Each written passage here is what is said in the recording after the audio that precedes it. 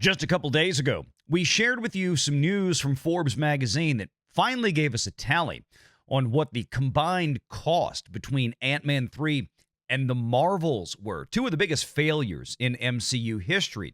That was over $760 million US before Disney spent a dime to market those two films.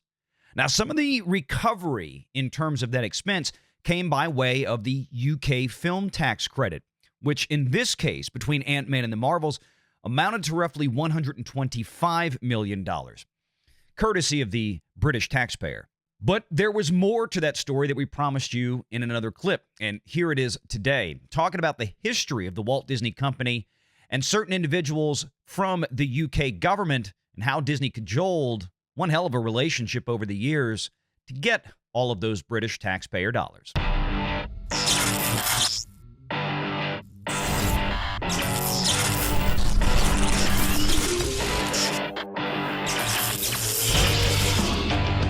Renegade Online. Okay, so they still lost $300 million before marketing. They lost $400 million before marketing factored in and before the film tax credits. So that's how bad these things were.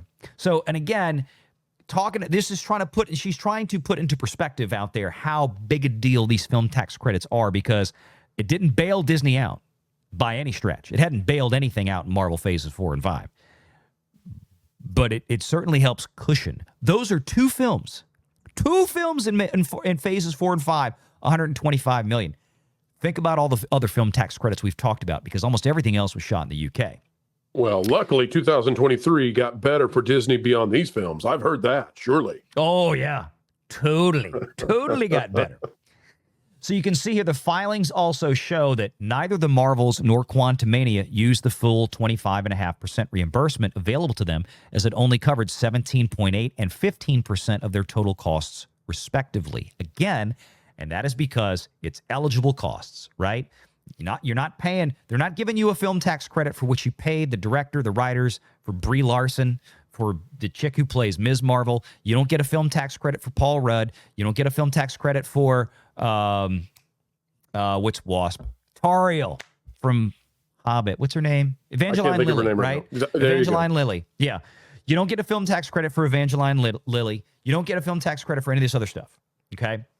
So that's why the numbers come down. And if they did any post-production that took place in like ILM in the US or Canada instead of ILM in the UK, which is why they have an ILM in the UK. It's basically there so they can do post-production work in the UK and get the film tax credit because they have British labor working at that studio at ILM there, right? This is why they do it. That's why they set up these different companies. That's why they have these places in Canada.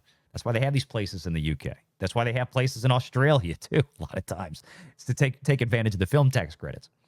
But she goes in to talk about kind of the relationship behind this. In 2014, and this is what this all leads to in the article, then UK Treasury Secretary George Osborne proudly announced that the historic Pinewood Studios would not just be home to The Force Awakens, but also to its 2 sequels. It was a dream ticket for the self-confessed Star Wars fan, though there is no suggestion that Osborne did anything improper or gave Disney any special treatment. In fact, at the time, the UK was part of the European Union, and its state aid rules prevent the governments of its members from cutting such deals with companies. But according to the Daily Mail, Osborne worked closely with Lucasfilm president Kathleen Kennedy to ensure that the new slate of films directed by J.J. Abrams, at least they were originally all intended to be directed by J.J. Abrams, were made in the UK, snatching them away from rivals, including Canada.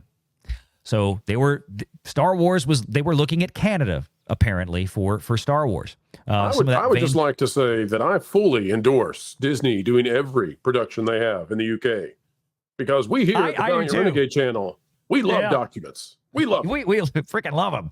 Yeah. When you change the law, UK, we're going to be totally against doing anything over there ever again. That's right. That's right. I bet you dollars to donuts right now that Disney has been for years hard at work of trying to convince the UK government to take these FPC reports private, and they just won't do it. Just as they made their earnings reports no longer in a physical space and moved them to 3 in the morning to try to block you I think the UK tax documents don't have a long lifespan of being public access. I just think they're gonna put the kibosh on our fun because they're party poopers. They might try. I don't think it'll work though. Osborne's support, the Treasury Secretary of the United Kingdom, was so valued by the Walt Disney Company that it thanked him in the credits of The Force Awakens and gave him several replica lightsabers.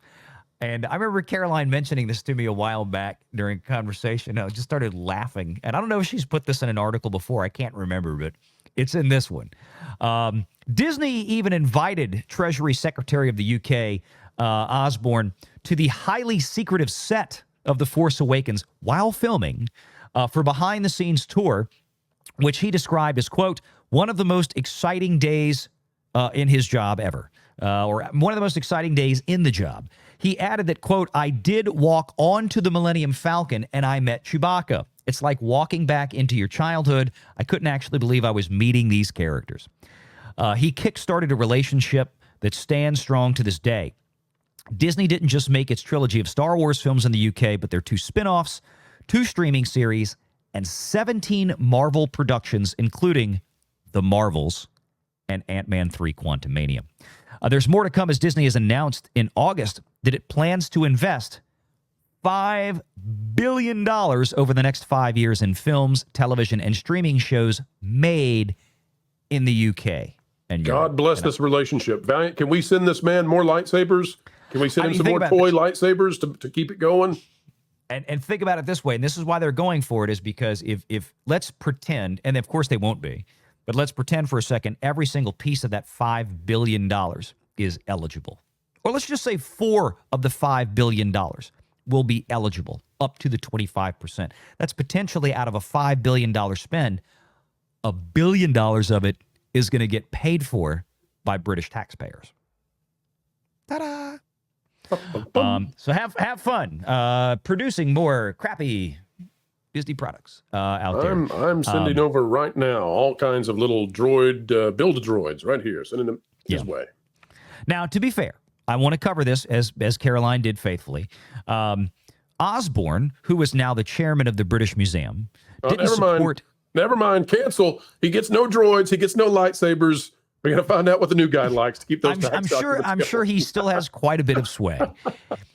He says he didn't support Disney because he's a Star Wars aficionado, but because of the financial benefit it brings to the UK. And this is why they try to justify these film tax credits. Testimony to this, the latest data from the British Film Institute, which may be a bit jaded in how they calculate it, but who knows, okay? We got the same thing here in Louisiana. They got the same one of these things there in Georgia. A lot of productions, a lot of Marvel productions are filmed in Atlanta, Georgia. So, you know, the film tax credit institutes are always very generous with their economic, we call them economic impact studies here in the U.S. It's kind of the same thing they have in the UK. So, lest we take criticism for comparing states to nations, I'll just say that there are states in the United States that have the same economic prowess as the UK. People sometimes underestimate just what an economy the United States has, but our states often have populations and economic power equal to other states we discuss or other nations we discuss. So I think it is apropos that you mentioned Georgia in comparison to the United Kingdom. They aren't so different. They're really a film tax credit's a film tax credit, right? Whether it comes from a state government, and when I say state, not like a nation state, but a state here in the United States, or it comes from a country like the UK, it is still a government body that is issuing taxpayer funds for a film tax credit. They all function in generally the same fashion, and they all do things like this to determine the viability of continuing this as time goes on. And this is the economic impact study that the UK did.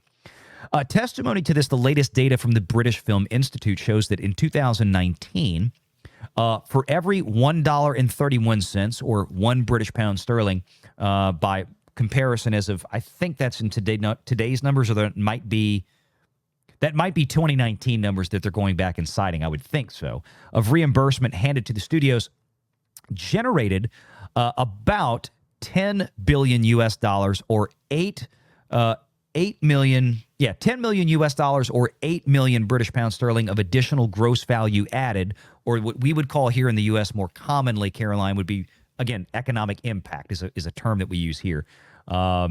Benefit for the UK economy. It led to a total of $10 billion or 7.7 British pound in gross value added being generated by the fiscal incentives for film in 2019. So that's what they look at. You know, we're gonna give $1 billion of film tax credit reimbursement in 2019, like they did, or £1 billion.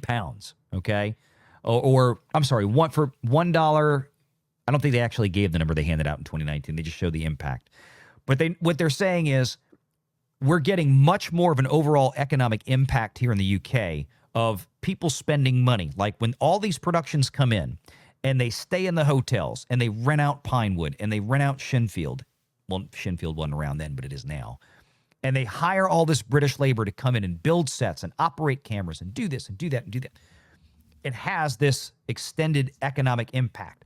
All these extra people that come into work, they spend money at restaurants. They spend money at the hotels. They buy stuff at the corner store, right? They have additional economic impact. So this is how they justify it, which, look, and this is the same thing here. Georgia does this. Louisiana does this. California does this. Vancouver in Canada with their film tax credit. You see, filmed in Vancouver, thanks to British Columbia and all this other stuff. Filmed by Ontario, filmed by Toronto, film tax credits, blah, blah, blah. They all do the same economic impact surveys, and that's why it happens that way. So anyway, and she goes on here to say the report found that in general, between 40 and 60% of production expenses were spent in the general economy in sectors such as travel, transport, construction, hospitality, and catering. People ask, why do these Disney productions, why do these films a lot of times cost so much money? She's telling you right there. Also, a lot of the crew and stuff they're hiring locally as well. Well, that's what I'm saying is right here, Tom. Between 40 and 60% of these tax-eligible production expenses were spent in the general economy: travel, transport, construction, hospitality, catering. So the people they're hiring to build the sets, the hotels, the catering, all this kind of stuff, that's where a lot of this money is getting spent, right? That's what's going on. There's a big chunk of this here. And she goes into more details here, some of the breakdown. I don't want to go through y'all go read the article. It just came out today. Came out a couple hours before we went live here. And I caught this and I reached out to Caroline. So, but it's really, really fascinating. There's a lot more. But again, the point of this article is to go ahead and once again prove what we've been talking about here for years. And what we've been telling you is dead on right. This is why these Disney movies continue to fail like they do. They have not been very well managed, either from a production standpoint. I think that's inarguable, with maybe a few rare recent exceptions like Deadpool, which by the way was done by people financially managed. Yeah, Deadpool and Wolverine not done by the people who typically work in Marvel. That's a not a Rudd. I'm sorry, I'm thinking about Ant-Man there. That's a Ryan Reynolds separate entity that came in and did their own thing. Feige gave permission, but it's not the same folks who were behind stuff like the Marvels and Ant-Man. Make sure you're subscribed to Valiant Renegade and join us every Sunday at 6 p.m. Eastern for the live show.